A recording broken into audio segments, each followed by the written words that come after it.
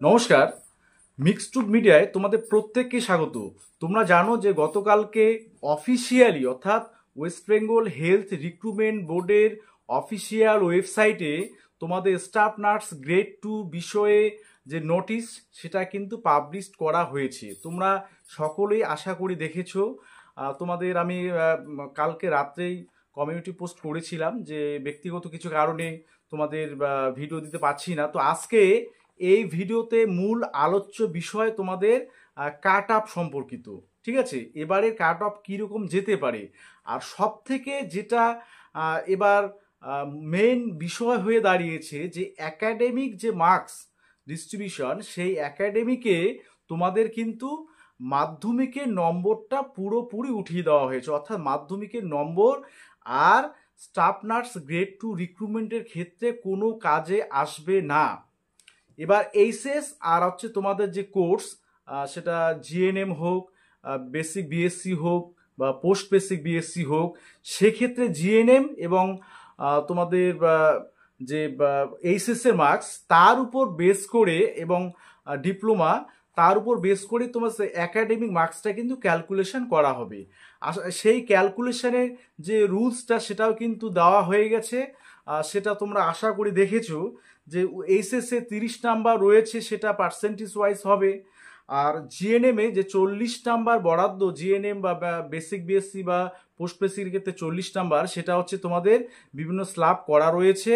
সেই কে কোন কত পার্সেন্টেজ পেয়েছে সেই স্ল্যাবের মধ্যে যেটা পড়বে, সেই তার নাম্বার সেই অনুযায়ী পাবে।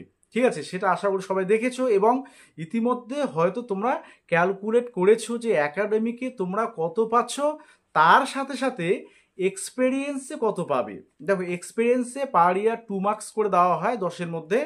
তো 1 বছর কমপ্লিট হলে 2 নাম্বার পাবে, 2 বছর কমপ্লিট হলে তোমাদের 4 নাম্বার পাবে, এরকম করে কিন্তু করে যে তোমাদের এক্সপেরিয়েন্সের নাম্বারটা দেওয়া হয়। ঠিক আছে, তো এই বিষয়গুলো তোমরা ইতিমধ্যে কিন্তু স্কোর কত হচ্ছে তোমরা কিন্তু সকলের স্কোর কিন্তু জানো বা তোমরা ক্যালকুলেট করেছো। তো সেই আর বাকি রয়েছে তোমাদের ইন্টারভিউ। এবার এই টোটাল 100-র মধ্যে তোমাদের যে নিয়োগ প্রসেসটা, অর্থাৎ যে নিয়োগটা তোমাদের করবে 100 নাম্বারের উপর বেস করে মেরিট লিস্ট প্রকাশ করবে, সেই 100 নাম্বারের মধ্যে কত পেলে তোমরা চান্স পাবে অর্থাৎ জব পাবে, সেই বিষয়টাই তোমাদের আজকে কাট অফ বিষয়ের মধ্যে উঠে আসবে। ঠিক আছে, ফার্স্ট টাইম যারা ভিজিট করছো অবশ্যই চ্যানেলটি সাবস্ক্রাইব করবে আর ভিডিওটি প্রচুর পরিমাণে কিন্তু শেয়ার করবে। ঠিক আছে, আচ্ছা, প্রথমে দেখো, তোমাদের যে বিষয়টা বলি যে মাধ্যমিকের নম্বর তো নেই, মেইন গুরুত্ব দেওয়া হয়েছে এইচএস। এইচএসে 30 নাম্বার, জিএনএম এ 40, এক্সপিরিয়েন্সে 10, আর ইন্টারভিউয়ে তোমাদের হচ্ছে 15। তো দেখো, তোমাদের অনেক ক্যান্ডিডেট রয়েছে জিএনএম যারা মেল ফিমেল, তোমরা জিএনএম এ অর্থাৎ গ্রেড 2 ক্ষেত্রে অ্যাপ্লাই করবে। যারা বেসিক বিএসসি রয়েছে তাদের ক্ষেত্রে আলাদা, তাদের আলাদা ভ্যাকান্সি, পোস্ট বেসিকের ক্ষেত্রে আলাদা ভ্যাকান্সি।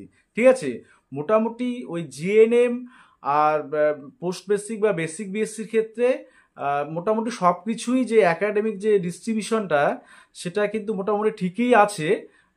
যে যেরকমভাবে জিএনএম এ করা হচ্ছে পোস্ট বেসিক বা বেসিক বিএসসির ক্ষেত্রেও অনেকটা সেটাই রয়েছে। তবে একটু ডিফারেন্স সেখানে হচ্ছে এমএসসি নার্সিং যারা কেউ করে থাকে তাদের জন্য 5 বরাদ্দ আছে, সেটা আবার স্ল্যাব দেওয়া রয়েছে। ঠিক আছে, তো আজকে বিশেষত আমি জিএনএম এর কাট অফ বিষয়ে আলোচনা করব। তোমরা জানো যে তোমাদের প্রত্যেকটা ক্যাটাগরিতে সে যে কোনো তোমাদের যে বেসিক বিএসসি হোক, জিএনএম হোক, পোস্ট বেসিক হোক, সবার ক্ষেত্রে কিন্তু ভ্যাকান্সি অনেকটাই কমে গেছে গতবারে, অর্থাৎ গত যে তোমাদের রিক্রুটমেন্ট হয়েছিল। তো সেক্ষেত্রে তোমাদের কাট অফ যে বাড়বে সেটা কিন্তু তোমরা ইতিমধ্যে আন্দাজ করতে পেরেছো। এবার কত নাম্বার পেলে 100-র মধ্যে তুমি চান্স পাবে সেটা একবার দেখে নাও। জিএনএম এর ক্ষেত্রে আমি প্রথম বলছি মেলদের ক্ষেত্রে তোমাদের আউট অফ 100-এর মধ্যে তোমরা যদি মেলদের ক্ষেত্রে বলি ইউআর ক্যাটাগরিতে তোমরা যদি 75 থেকে 78 মোটামুটি পাও, এই রেঞ্জের মধ্যে তোমাদের যদি স্কোর হয় উইথ ইন্টারভিউ সহ, অর্থাৎ আউট অফ 100 বলছি আমি, তো 75 থেকে 78 ইউআর ক্যাটাগরিতে থাকলে তোমাদের কিন্তু সম্ভাবনা রয়েছে পাওয়ার। ঠিক আছে, এটা হচ্ছে ইউআর এর যে লোয়েস্ট যে কাট অফটা। আচ্ছা, তোমাদের জানো ইউআর এ 85 মেলদের রয়েছে সিট, আর এসসি মেলদের ক্ষেত্রে তোমাদের 68 থেকে 71। ঠিক আছে। আচ্ছা, এসটিদের ক্ষেত্রে 65, ওবিসি এর ক্ষেত্রে 70 থেকে 73, ওবিসি বি এর ক্ষেত্রে তোমরা জানো জেনারেল ওবিসি বি প্রায় একই কাট অফ যায়, সেখানে 74 থেকে 77। ইডাব্লিউএস এর ক্ষেত্রে নতুন যে রিজার্ভেশন ইডাব্লিউএস, সেখানে তোমাদের 65 থেকে 68 পর্যন্ত তোমাদের এই কাট অফ হতে পারে। ঠিক আছে, তো এটা হচ্ছে জিএনএম মেলদের ক্ষেত্রে গেল।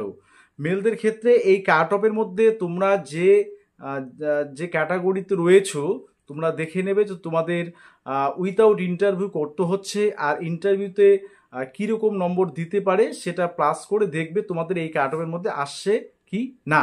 তো দেখো, এটা সম্ভাব্য কাট অফ, আমি বলছি না যে এর মধ্যে যদি না থাকে বা না পাও এই কাট অফের মধ্যে তাহলে তুমি চান্স পাবে না বা জব পাবে না, এরকম কিন্তু কোনো বিষয় নয়, এটা সম্ভাব্য কাট অফ। ঠিক আছে। আচ্ছা, এরপরে জিএনএম ফিমেলদের ক্ষেত্রে আসছি। ফিমেলদের ক্ষেত্রে আমি বলে নেই যে ইউআর ক্যাটাগরিতে 72 থেকে 75 জিএনএম ফিমেলদের ক্ষেত্রে, হ্যাঁ ইউআর ক্যাটাগরিতে 72 থেকে 75, এসসিদের ক্ষেত্রে 65 থেকে 68, এসটিদের ক্ষেত্রে 60 প্লাস, ওবিসি এর ক্ষেত্রে 67 থেকে তোমাদের 70, আর ওবিসি বি এর ক্ষেত্রে 71 থেকে 74, এবং ইডাব্লিউএস এর ক্ষেত্রে 63 থেকে 66। তো এই হচ্ছে তোমাদের জিএনএম মেল আর হচ্ছে ফিমেল, এদের হচ্ছে তোমাদের কাট অফ।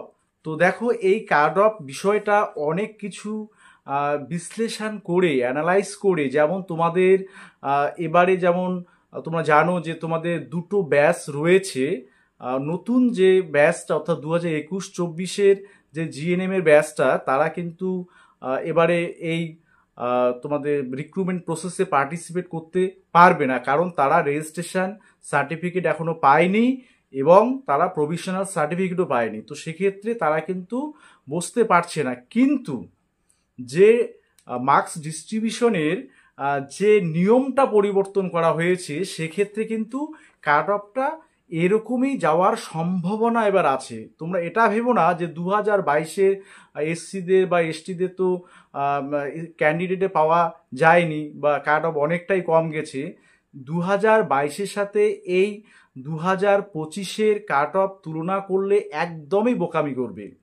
ঠিক আছে, তোমরা যে দেখছো বা যারা দেখছো তোমরা নিজেই নিজেরটা হিসাব করো, উইথাউট ইন্টারভিউ তোমরা কত তোমাদের হচ্ছে স্কোর তোমরা নিজেরাই বুঝতে পারবে। তো এই কাট অফ অবশ্যই সম্ভাব্য কাট অফ, এবং অবশ্যই তোমাদের ইন্টারভিউয়ে তোমরা চেষ্টা করবে যাতে তোমাদের ভালো যে নাম্বার আসে, কারণ ইন্টারভিউ মোটামুটি 15-র মধ্যে 12-13 পর্যন্ত কিন্তু দিয়ে দেয়। ঠিক আছে, তোমরা চেষ্টা করবে 10+ পাওয়ার। ঠিক আছে, সেই রকম প্রিপারেশন তোমাদের অবশ্যই নিতে হবে। এবং আর আমি যে বিষয়টা বলবো, দেখো যে তোমরা তো এই ফর্ম ফিল আপ তোমাদের শুরু হয়ে যাচ্ছেই, তোমাদের ডেট ইতিমধ্যে ডিক্লেয়ার হয়ে গেছে। তো তোমরা ফর্ম ফিল আপটা একদম সাবধানে করবে। কিছু কিছু ক্ষেত্রে তোমাদের কিন্তু ফর্ম ফিল আপের একটু জটিলতার সৃষ্টি হতে পারে, সেগুলো ক্লারিফাই অর্থাৎ ভালো মতো করে তারপরেই কিন্তু তোমরা ফর্ম ফিল আপটা করতে যাবে। যেমন এইচএসের নম্বরটা তোমরা কত বসাবে, যাদের এডিশনাল আছে টোটাল মিলে কিন্তু যে মার্কসটা বসাতে হবে, এবং অপটেনটাও সেটা যোগ করে বসাতে হবে। ঠিক আছে, এরকম কিন্তু অনেক বিষয় রয়েছে। তো সেই বিষয়ে আলাদা করে ফর্ম ফিল আপ শুরুর আগে আমি সেগুলো বিস্তারিত বলবো। আর যারা তোমরা বেসিক বিএসসি এবং পোস্ট বেসিক বিএসসিতে রয়েছো, তোমাদের ক্ষেত্রে আমি তোমাদের কাট অফ কিছুদিনের মধ্যেই, 2-1 দিনের মধ্যেই তোমাদের দেব। তোমরা অবশ্যই সেই ভিডিওটা দেখবে এবং তোমাদের সেই বিষয়ে মতামত জানাবে, ঠিক আছে? তো যাই হোক, তোমাদের এই ছিল কাট অফ ভিডিও। অবশ্যই তোমাদের জন্য শুভকামনা রইল, যাতে বেশি সংখ্যক, যেহেতু সিটটা একদমই কম, তবে আর একটা কথা বলি যে তোমাদের সিট কিন্তু পরবর্তীতে বাড়বে, কারণ তোমাদের মেরিট লিস্ট প্রকাশ হওয়ার আগ পর্যন্ত তোমাদের সিট মডিফাই হয়। তো সেই মডিফাইড সিট তোমাদের 5,000 যে টোটাল 5,018টি আছে, সেটা মোটামুটি 6,000 বা 6,500 পর্যন্ত হতে পারে, ঠিক আছে? এটা কিন্তু তোমাদের আমি মোটামুটি একটা অ্যাসিওর করতে পারি, ঠিক আছে? সকলে ভালো থাকবে, সুস্থ থাকবে, এবং কোনো ধরনের কোনো কোয়ারিজ থাকলে অবশ্যই করে তোমরা কিন্তু কমেন্ট বক্সে কমেন্ট করে জানাবে।